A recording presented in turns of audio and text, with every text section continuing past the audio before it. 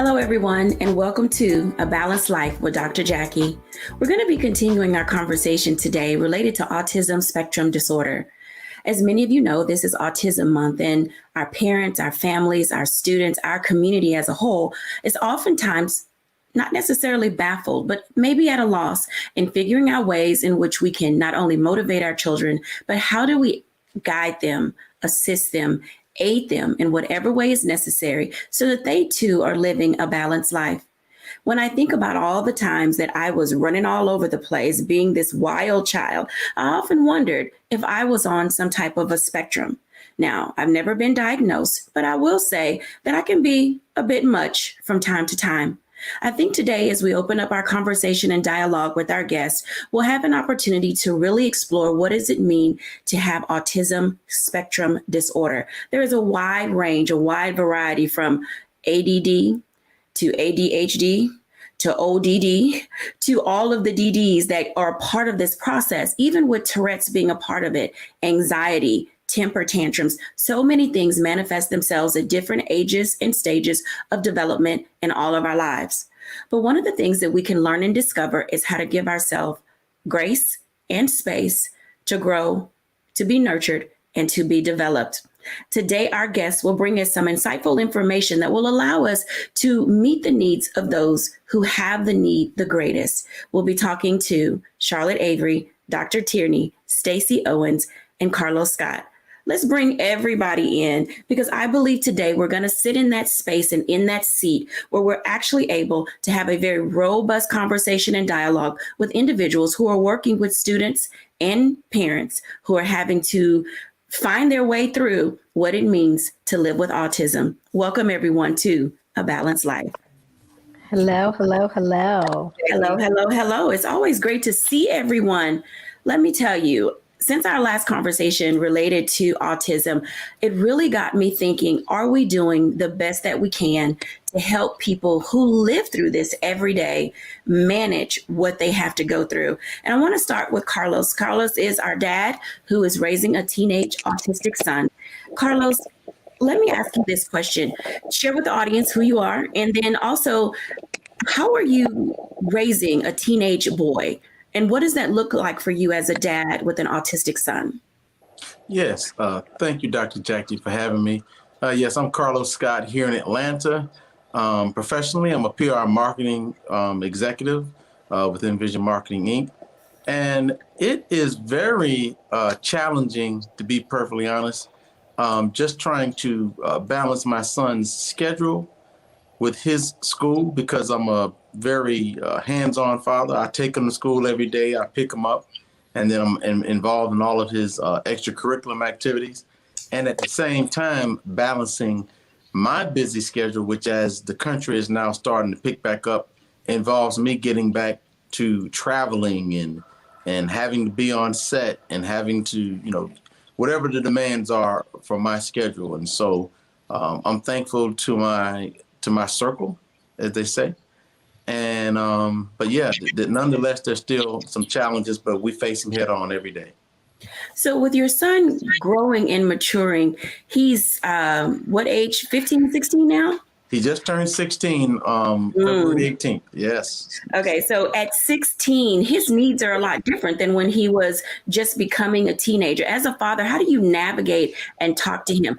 I appreciate and respect the fact that you are a single parent dad, and that brings a whole new different set of nuances because you need to talk to your son about things that possibly his mom cannot talk to him about being a young boy. Yes.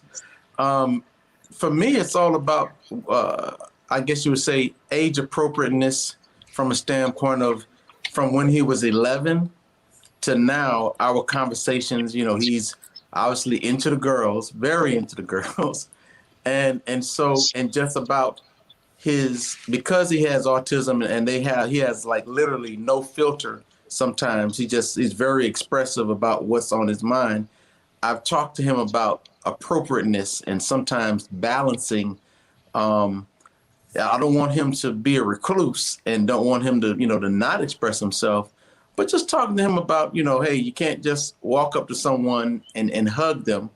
As you do dad or your relatives, It's just a simple hello, hi, I'm Isaiah. And so, and then other things, but it's all about as he's grown, our discussions have progressed, if you will. I like what you say about as he has grown, because it means you're very attentive to who he is and what his needs are. Now, Charlotte Avery, as a mom, and you're raising girls and boys, whether your children are faced with autism, one of the things that I like about you is that you teach your children how to respect all people.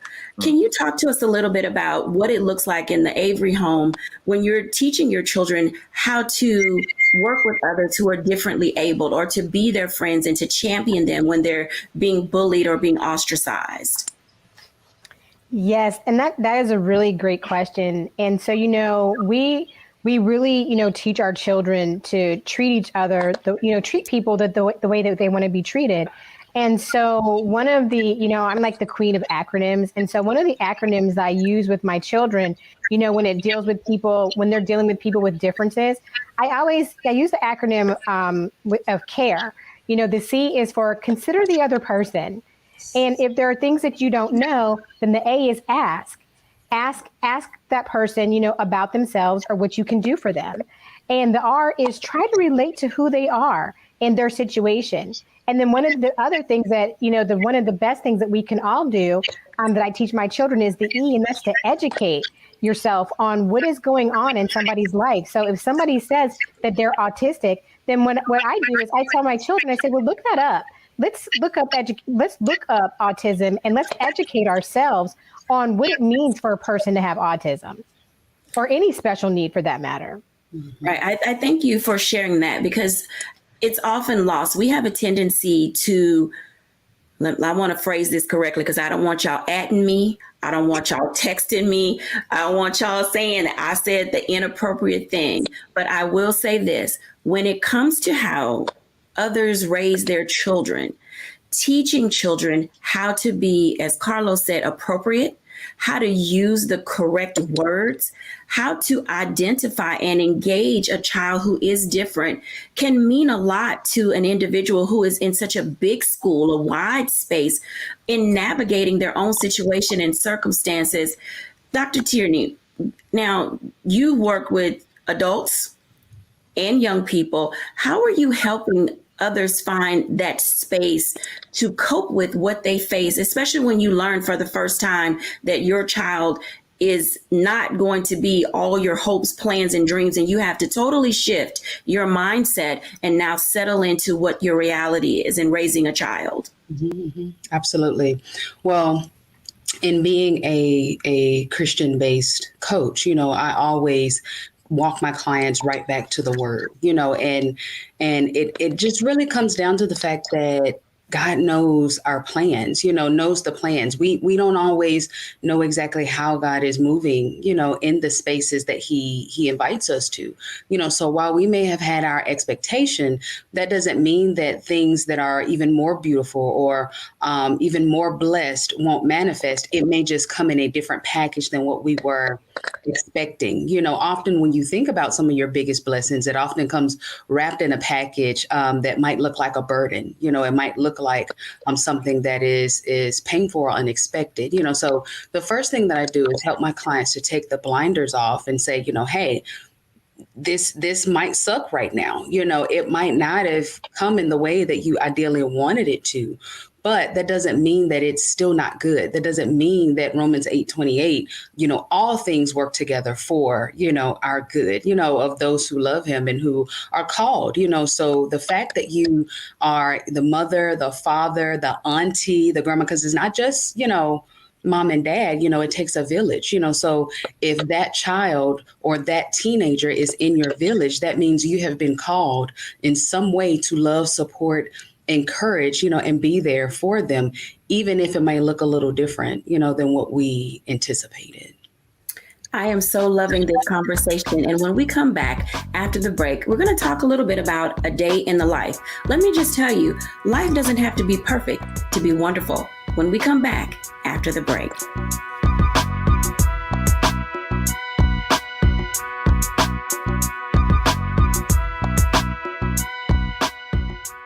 Amber Owens, America's Wealth Coach, and my new show, Get Wealthy, focuses on the things that your financial advisor and bank isn't telling you, but you absolutely need to know. So watch Get Wealthy on the Black Star Network.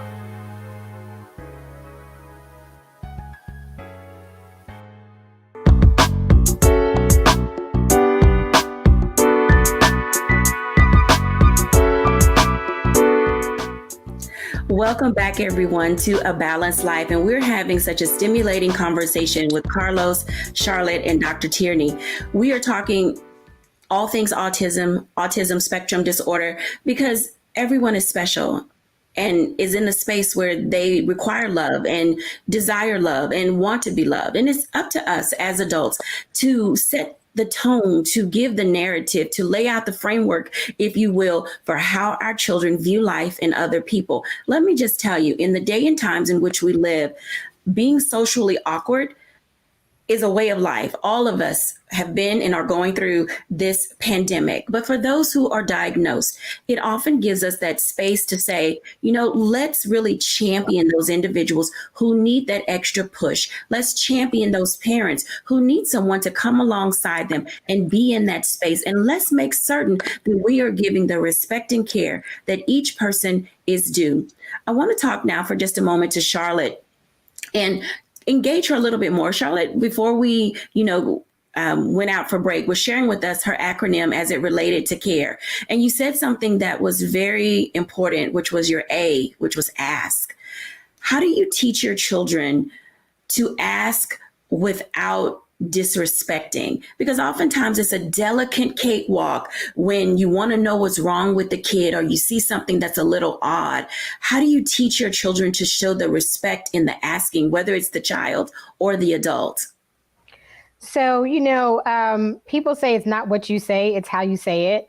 And, I have some children who are very straightforward. And so it's something that I have to work on with them, with a few of my children often. But I try to teach them to ask questions that are appropriate. And then my husband, he always, when they want to know something, he always asks, is that a soup question? And what that really means is, are you asking because you really want to know, or are you just asking because you want to be nosy? I mean, because if you want to know, then once you find out, what are you going to do to support that person? How are you going to be a part of their world and all that? So I just teach them, listen, be gentle and be kind and ask people questions in the way that you would want them to be asked. But don't just ask because you're just nosy. Ask because it's something that you want to be able to relate to be able to educate yourself about. And can you support this person and what their need might be? Wow. Supporting people in what their need might be. I love that. And shout out to Mr. Avery for, giving adults as well. Are we asking to be nosy? Or are we asking to gain knowledge so that way we can do something constructive with the information that we currently have? Now, Charlotte, with your 7 little people, and you are now between 3 schools, elementary school, middle school, and high school. How do you navigate the things that your children bring to you when they're talking about their peers and they see someone being bullied who may be different?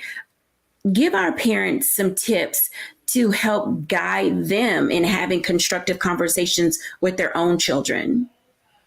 So, one thing that's really interesting is even in having children in 3 different schools, people say, if you see something, say something. But our children, not just when I say ours, I'm not just talking about mine, I'm talking about universally. Children are not always apt to say something when they see something. And so, when my children see somebody being bullied, I tell them, it's not your job to break up a fight, but if there's an administrator or somebody close by, then tell them. Or if they see that somebody's being bullied, even if it's not physically, but verbally, then I say, you know what, so that you don't want to feel like you're a tattletale, then remove yourself from the situation and then go talk to a teacher or an administrator privately. So then it's not like, oh, well, I feel like I'm being a tattletale, or, Ariel's a tattletale or whatever, but that they're really being able, having the tools to be able to support another person. And I have children who have been bullied. And so I always try to tell my children, you know what, I want our home to be a safe place where we can have an open conversation about these things, and not because they feel like I'm about to pack up my briefcase and put my heels on and go to school and deal with somebody, because they know I will do that from time to time, but because I want to be able to support them, because at the end of the day, we have to teach our children at home how to handle conflict outside the home. You gave an excellent segue, because I was headed right down that direction when Charlotte Avery grabs her briefcase and she puts on her heels and her suit. And literally, this is what I say: Charlotte Avery is now suited and booted and on her way to the school. You mentioned something that I'm almost certain that most parents don't know how to cope with or deal with when their own kids are being bullied. When is the right time for a parent to ask for a conference with another parent regarding their own children? So for me, this is what I do. Once my children come home and they've told me something that has happened at school, number one, I believe that documentation is king. So one, I text or email the teacher and let them know the situation. I let them know, hey, this is a situation that my son or daughter came home with and they told me. And I would really appreciate it if you would look into it. I'm not telling them how to do their job, but what I am telling them is I'm giving them an opportunity to know what happened so that they can handle it before I then do have to get suited and booted to come to school. Now, if I don't like the teacher's response and how they handled it, then I just take it to the next level, because I believe in the chain of command also. I believe in policies and procedures. So once I've talked to the teacher and I don't like the response, then I then go to my child's counselor. And by then, like, I'm always CCing. So once I've talked to the teacher, now I'm talking to the counselor and I'm CCing the teacher. And then if I don't like how that plays out, then I take it to the principal, and I talk to the principal, I CC the counselor, and I CC the teacher, so that they know I'm following the chain of command. And so that the principal, because listen, before it gets to the principal, I've already done my due diligence and talking to whoever I needed to talk to before it went to the principal's office. And then by then, if all else fails and the principal hasn't responded properly and appropriately, the teacher hasn't, nor the counselor, now I'm going to the superintendent. And I think what happens is, as parents, we kind of get into this space where we're like, okay, these teachers are the educators, they're the administrators, so they might know more than me. But the reality of it is that we as parents have to protect our children. So we also have to know that there are proper ways and proper channels to do that, because as a parent, it's easy to get caught up in the emotion that somebody did or said something to my child or what have you. At that point, you really have to stop and pray. You have to take space and you have to say, okay, God, how do you want me to handle this in a proper and appropriate situation, so that I know that I'm not just using emotion, but I'm dealing with the facts? Because at the end of the day, it's not about the emotion of the situation, it's the facts about the situation, and knowing the school's policies and procedures on all things bullying, because schools have codes of conduct. They have, all these different things in place. And so you have to be able to do your research and know what you're getting into before you take that step to say, I'm coming to school. By the time I come to school, I've already done my due diligence. So it's on and popping. Love that. On and popping. When we come back after the break, I want to talk to Stacey Owens, educator, administrator, and a person who gives her teachers a space so that they can manage all of the emotional things related to what Charlotte just talked about. Coming to school, having to deal with parents, meeting all of the guidelines. It's not for the faint of heart if you're in administration. When we come back after the break.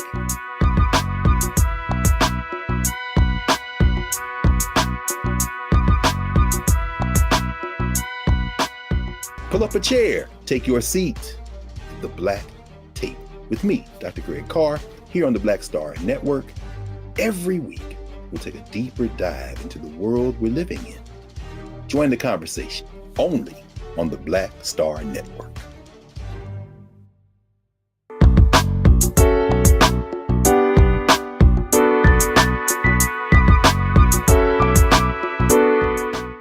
Welcome back, everyone. I want to bring into our conversation Stacey Owens. This is a space where we are literally saying we have to talk about it all. We're laying everything on the table because when it comes to our children and the education and the care that they need, let's just face it, everybody, our children spend more time away from us than with us. We drop them off in the morning. They come back in the afternoon. Literally, our kids are at school like they're working a 9-to-5 job. Stacey, how's it going? It's going well. Good to see you again. Let me tell you, you are, for me, one of the most respected voices in this space because the work that you do with parents, with your own teachers, and with your kids at your school, sometimes I want to say it's revolutionary because not all districts think about it or talk about it or are doing it, especially as a charter. Talk to us about how you're managing what you do with your teachers, yourself, and your students when it comes to children that may be on the spectrum.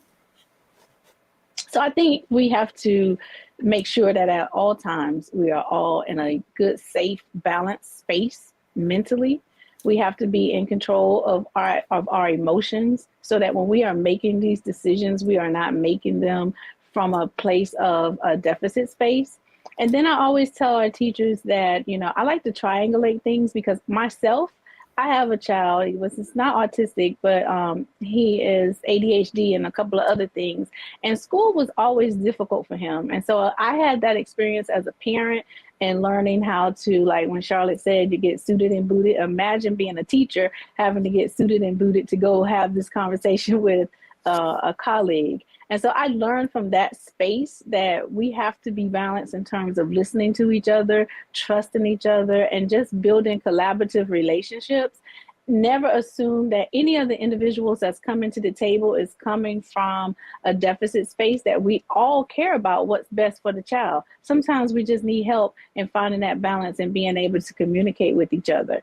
And so I spent a lot of time making sure my teachers work from that space and trusting and building relationships with the parents and vice versa. Because it takes all three parties, the parent, the teacher, and the student to come together and be on the same page. So if you can balance that, it makes it so much more efficient for the well-being of the student. When you think about the well-being of your students, now you mentioned coming from a deficit, and I want to highlight that word because oftentimes there's bias attached to it. And there are also microaggressions when things are said, oh, they come from such and such neighborhood. Oh, their parents aren't married. Oh, they live with their grandparents. Oh, the kind of work that she does. And so oftentimes the bias that's attached to that, Stacey, is that a deficit that should come into play when communication? Because can the child get what they need if the leader is biased about the individual that is taking care of the child? We cannot have bias as part of the conversation. We have to have an awareness that we all carry some certain biases within us. So when I say we can't come from a space of deficit, it means that we have to think about what is good for the student, regardless of what the student brings to the table. It doesn't matter if you're from a single family home. It doesn't matter if you're in a poverty state. It doesn't matter. We're here for teaching and learning for all students. So it's one thing to have in our toolbox that information, but we cannot let that information be used in a way where it starts defining for us what kids can and cannot do. I've had some amazing students who were autistic, ADHD, whatever label that was given to them. And as long as we operated from the space that if we give them the support and the materials and the resources that they need, they can do just as well as other students at their ability level. So we have to treat all kids like they can learn and put systems and procedures and conversations in places that will operate for looking at each child as their unique self and then pulling out what's good within them. When we talked to you a few weeks ago, you mentioned your own teachers having this space where they can go and have emotional wellness. When dealing with students who are different able, does that take more out of them as an individual? And how resilient do you find your teachers to be when they have to go from different levels of students' abilities in order to make the class effective for everyone? It can be challenging if the teacher is not aware of her triggers or his triggers, or if the teacher is not aware of his or her biases. And so we spend a lot of time dealing with teacher as a self, because teachers are human. And so they come with themselves to the table. We deal with bettering you, because the better that you are, the better you'll be for the students that you serve. And then, yes, we do have a reset room, because I have a lot of high trauma students in my facility. And so I'm always telling my teachers, if you don't have your traumas worked out and you work in a high trauma population, it will make your traumas boil over. So we create a safe space for teachers to communicate what they're going through. I never tell a teacher to leave your issues or your traumas or your problems at the door, because that's not a true statement. You're going to carry it wherever you go. I just want you to carry it well. So as you're working with the students, you're not putting your hurts or your traumas into them, and you're not assuming theirs. So as we work with the special needs population or any population, the stronger you are as an individual, the more you can serve the individuals that you work with. And then we have the reset room, we have workout rooms, we have things like that in place, so that if you're feeling stressed, if you're feeling out of balance, then on your planning time, go to the reset room and reset yourself. So when you come back after your break, we can continue to do great things for children.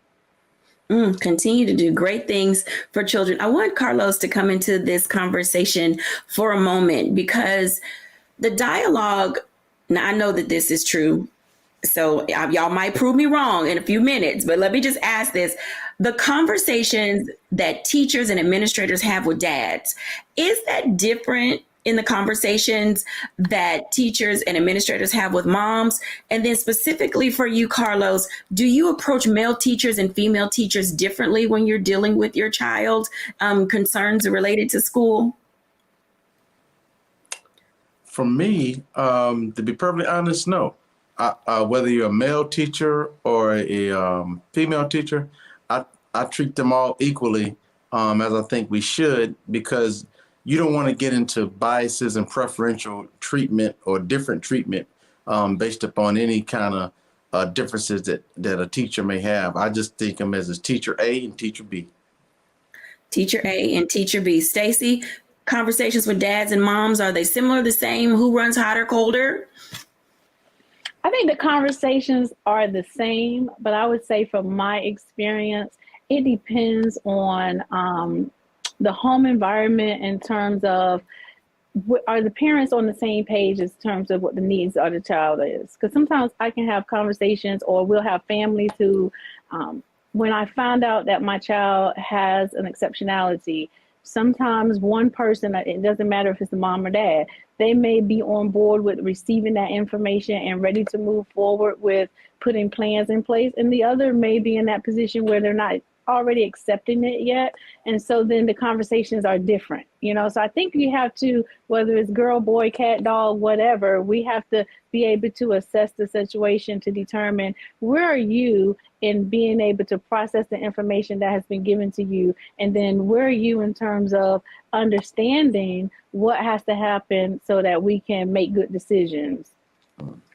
Thank you both for sharing that information, because as individuals, find themselves having to go to school, trying to discover who do they need to talk to. And I think we all have these different personality types when it comes to our children. Not that we don't love our kids equally, but there's some things that we know about our kids, and we expect our teachers and administrators to kind of be on the same page with us when it comes to dealing with them and relating to them, especially if you've seen them in the school for more than a year. You have some type of familiarity, with the needs of that child. My last question for Carlos, before I come to Stacy. Carlos, as you are navigating, as you said, your own busyness and your schedule in your life, you mentioned having a support system. For our parents who are discovering that they need to activate their village, what do you look for in support system for you and your son? First of all, trust. I have to be able to trust this person with my child. And for me, I'm blessed to have family here. I have my baby sister. She's here. I have several cousins, aunts, uncles. Then I have a long-term friend of the family who's been keeping him since he was in diapers. And so having that village, and at one time his mother lived in Atlanta as well. And so, but having that village, I can't even put a price tag to it, because as my schedule kind of rampens up, I need to lean on them more often than not.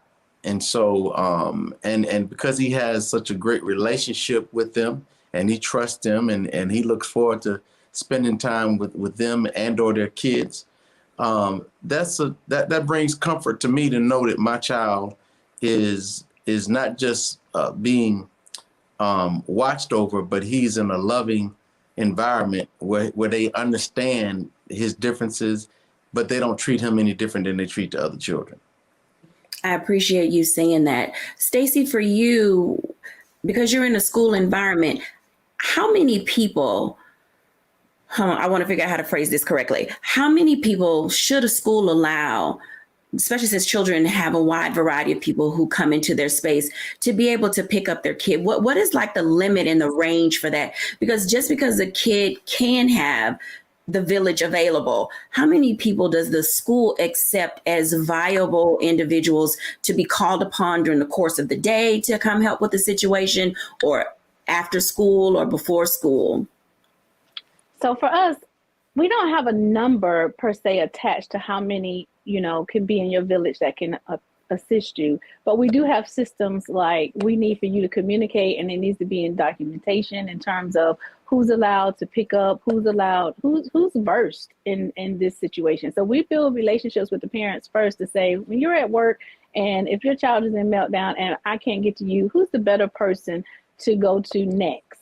Then we set up that line of that trajectory of what to do if this can't happen. That comes through communication. And you can have 20 people in your village that you want to come pick up your child. As long as we know the order in which you want us to operate in, you know that you're giving us people who understand the needs of your child. And then if we're seeing when you come and pick your child up, or we're seeing that as we're working with Aunt so-and-so, she's not getting the best response, then we have that conversation with parents and say, this is what we're seeing, and we work together. I don't want to tell you who to put in your village, but I do want to give feedback to you in terms of if that person is providing some support that's for the forward progression of your child. So we're small, so I can be that connected with my families. But we want you to have that village, and we want to be part of that village. Thank you both for sharing. When we come back after the break, as you can tell, the day in the life of a child requires everyone, all hands on deck, so that they can get the care that they need.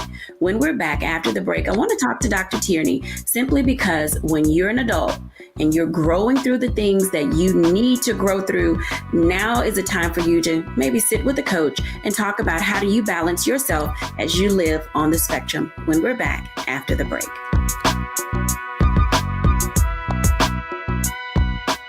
Time to be smart. When we control our institutions, we win.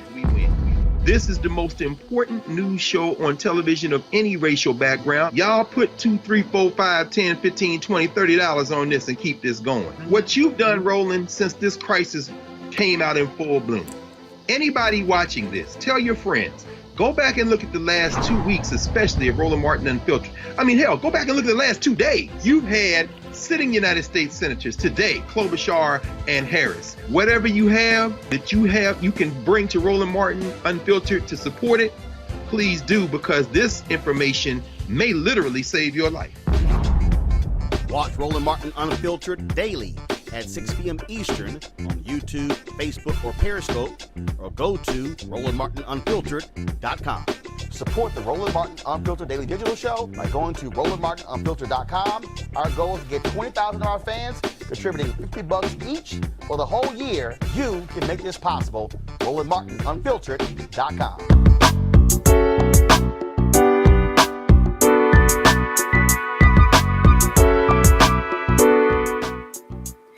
welcome back, everybody. I want to give a conversation now with Dr. Tierney because she and I both are in that coaching space, and we are working with adults who, when they were children, found out they were on the spectrum, and they have goals, dreams, and aspirations, and we want to make certain that we're giving them an opportunity to live out those dreams. Hey, Dr. Tierney. Hey, Dr. Jackie. How's it going? Great. It's going great. Great conversations. Amazing. Yeah, this conversation has me really thinking about our clients and the people that we work with on a regular basis. And I know that you've been a college professor and you work in that space. And then even as a coach, how do you navigate the young adult that is in that autism spectrum disorder space? Well, one of the things that I try to do just kind of out the gate for my clients that are, on the spectrum is to encourage them. And like Ms. Owens was just saying, once the school has really supported that student, to make sure that they know that they can accomplish anything that they want to, they're not limited, so making sure that that encouragement, is there. And also helping them to continue to understand that not everyone understands what their needs are, and so helping them to kind of navigate those situations, because once these children grow up, they are now in the workplace, and so helping them to navigate those office cultures, or if they're going to grad school, some of the campus, cultures that they may encounter, to know that some people don't always understand what autism is or how what that looks like, so helping them to be advocates for themselves in the same way that their parents or the schools were advocates for them when they were children. Advocacy, that's one of my favorite A words, because it gives us the ability to really explore how do you not only advocate for yourself, but then have people around you who can advocate for you as well.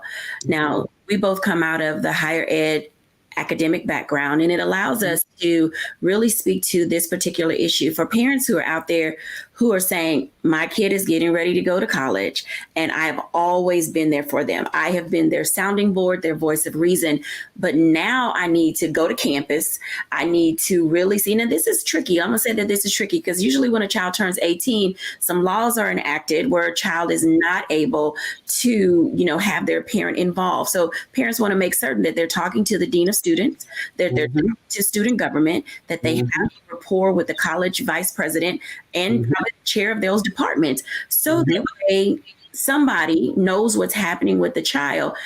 In your work on leveling up, you said something very key, that children or young adults learning how to advocate for themselves.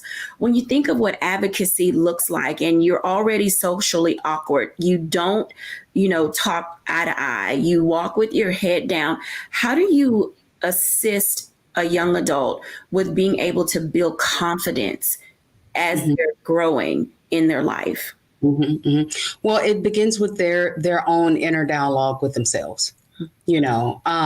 So when they don't see that wherever they fall on the spectrum, when they don't see that as a hindrance, when they don't see it as a crutch, when they don't see it as a roadblock that says, okay, I can or I won't, instead they see that as I'm just different. I can do anything. I can accomplish all of the things that I want to accomplish. My dreams can come true. When they have that inner self-talk, then it impacts the way that they show up, so yeah, there may be some socially awkward things, or as Carlos just mentioned, his son right now has no filter, so there may be things that, are said, but when they have that inner confidence, it changes, how they interact with, others, even all the way to the point of being able to say, hey, I have autism. So these are some of the things that you might see, when they are meeting their new roommates, for the first time, or when they've been assigned to a group project, for the first time in their college course, being able to not just advocate for themselves, but also educate those that are around them, because oftentimes when we educate those that are around us, then we'll immediately get that compassion and that empathy and that sympathy that, that we need. So that's a piece that I encourage my clients to do, because mom and dad won't always be there, anymore to do it. On the flip side, in working with my clients who are not, on the spectrum or do not have, relatives or children that are on the spectrum. Sometimes in our conversations when, they may tell me about that quirky, coworker or, the different things that they see, I try to make that a teachable moment, to say, hey, kindness is always in order. We don't know what that, coworker may be going through. They may, fall on the spectrum. So it's always nice to give that person patience. It's always nice to show them support and encourage them, or, take a second, even if they blurted out something that wasn't necessarily in line with the culture of the company, take a moment to try to understand them, because just that little moment of just understanding them may go a long way, in terms of understanding what they're dealing with. And you may end up forging a relationship that you didn't even expect, when we take away those labels or stop calling him crazy or her weird or, just easily labeling someone, but just taking that second to understand them. So I try to work with my clients on both sides, those that are on the spectrum and those that are not on the spectrum, but maybe interacting with people on the spectrum, to really, really talk about that advocacy piece, that, just being patient and always just encouraging one another. Having these nurturing environments give us that space to really identify and understand what's going on, not only in our lives, but the lives of other people. I want to bring Charlotte Avery in for just a second to have this conversation with us, because, as we're growing and we're maturing and, Charlotte, you're getting ready to cut some apron strings and sending your son, off to college. How have you helped him grow and mature, and being able to feel confident, feel responsible for his own life as he gets into that space, and then also being an advocate for others that he may meet in his sport and athletics? So, as you know, my son is getting ready to graduate from high school, which is, it's a really bittersweet moment for all of us, but really for me, because I birthed him. But, I believe that one thing that I started doing with all of my children, like out of the womb, when they could talk and things like that, I started teaching them, Bible verses and things like that. And one of the Bible verses that they can just quote, like at the drop of a dime, is, I can do all things through Christ who strengthens me. And one thing that Dr. Tierney said that really resonated with me is about the positive self-talk that our young people need to have in advocating for themselves. But that positive self-talk also starts with what we as parents start planting and putting in them when they're young, when they're just wee little people, right? And so, my kids, when they know, something might be hard, they know, well, it's hard, but I can do all things through Christ who strengthens me. I am the head and not the tail. Like, these are things that they know. But as I'm preparing my son to go to college, not only am I, reminding him of those things, but my conversations with him are a little bit different now, because now it's, okay, do you know how to use an ATM card? Do you know how to balance your money? Because, he'll buy candy all day. And I'm like, was that a wise purchase? It's looking at the things now from him, not just he's no longer a toddler, but now he's legally an adult. So it's making sure that I'm having the right conversation so that when he leaves our house, that he is confident in knowing not only can he do all things, but he can study hard. And also, too, I'm not only raising my son, when he was born, he was a baby and then he was a toddler, but I knew that he wasn't always going to be a boy. Now he's turning into a man. So, in making right choices and wise decisions, it's also about not only the decisions that he's making for himself, but what those decisions look like and how they will impact another person if God blesses him to be a husband and a father and all of those different things. So the conversations that I'm starting to have with him now are still some of the same conversations that I had with him before, but those conversations have ramped up now because I feel like I'm kind of grasping for straws and air, because I want to make sure that I know within myself that I have sown everything into him that I was supposed to give to him before he leaves the house. It doesn't mean that I'll get it right, but I have to know within myself that I've done that. And so my husband and I, we try to have these conversations with all of our children about their self-worth and all of these things. But even my son, he's had times on the basketball court where a coach has, made one of his teammates feel some kind of way about themselves. And he'll pull them to the side and be like, hey, You don't have to accept that. You don't have to take that. And you don't have to believe, what this coach or teacher said about you. And then he'll quote Bible verses back to them saying, hey, do you know about this scripture? You can do all things through Christ. And and my children are really good advocates for their peers. And so I really, really love that.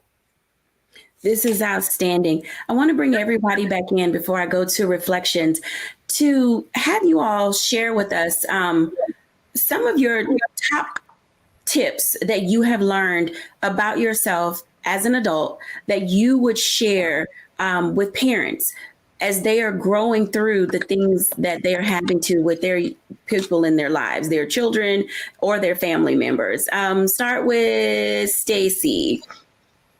I would say my top tip would be stay in control of your emotions, even in challenging times. Dr. Tierney. I would definitely say to focus on how you say whatever it is that you say, because oftentimes people will listen to how you said it quicker than they will exactly what you said. So pay attention to that. Carlos. I'd say don't be afraid to apologize if you get it wrong. You're not going to always get it right, and I've had to learn that myself. And I think that has helped tremendously. Sometimes you just don't get it right, and it's not on purpose. You just didn't get it right. It's a learning curve. And Charlotte Avery.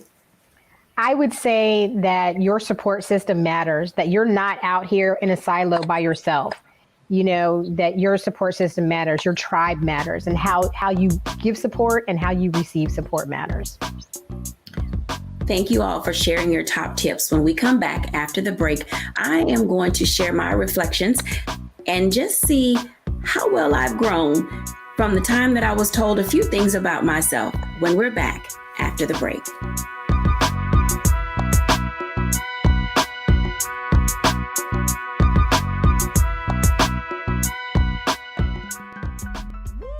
We're all impacted by the culture, whether we know it or not. From politics to music and entertainment, it's a huge part of our lives, and we're going to talk about it every day right here on The Culture with me, Faraji Muhammad, only on the Black Star Network.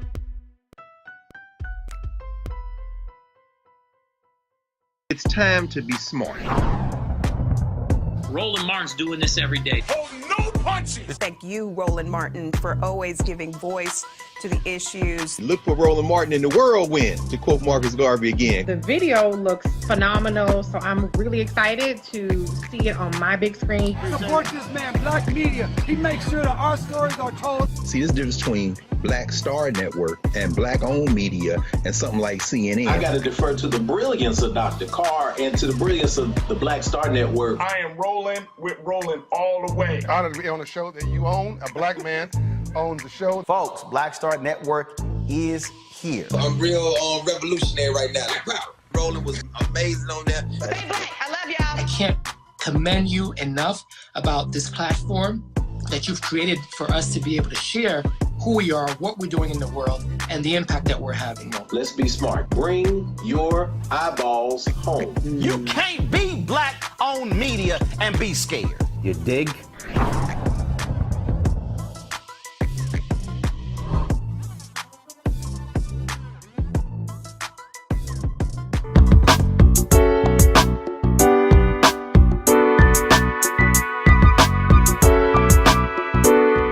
Thank you, everybody, for watching today, A Balanced Life with Dr. Jackie. There are a few words that I heard growing up that often caused me to wonder if I was okay as a child, and it really shaped who I became as an adult. Two things. She's such a social butterfly. I really wasn't certain how to take that growing up because I literally was all over the place. And that's probably why I was in gymnastics and why I played volleyball and why I ran track.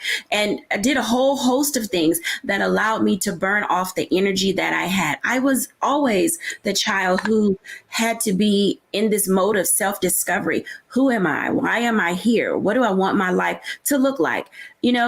I laugh at myself when people say, how many degrees do you have and why are you back in school? let me just tell you, I have 5 degrees and I'm working on another one because I cannot be still. And I don't know where that falls anywhere in life. But what I will say, I have discovered how to make who I am work for me so that what I do can work for other people. Don't be discouraged in who you are as an individual. Love yourself. Love yourself. Love yourself, embrace who you are, and make the most out of life, the one that you've been given, because we only have one. Thank you all for watching A Balanced Life with Dr. Jackie.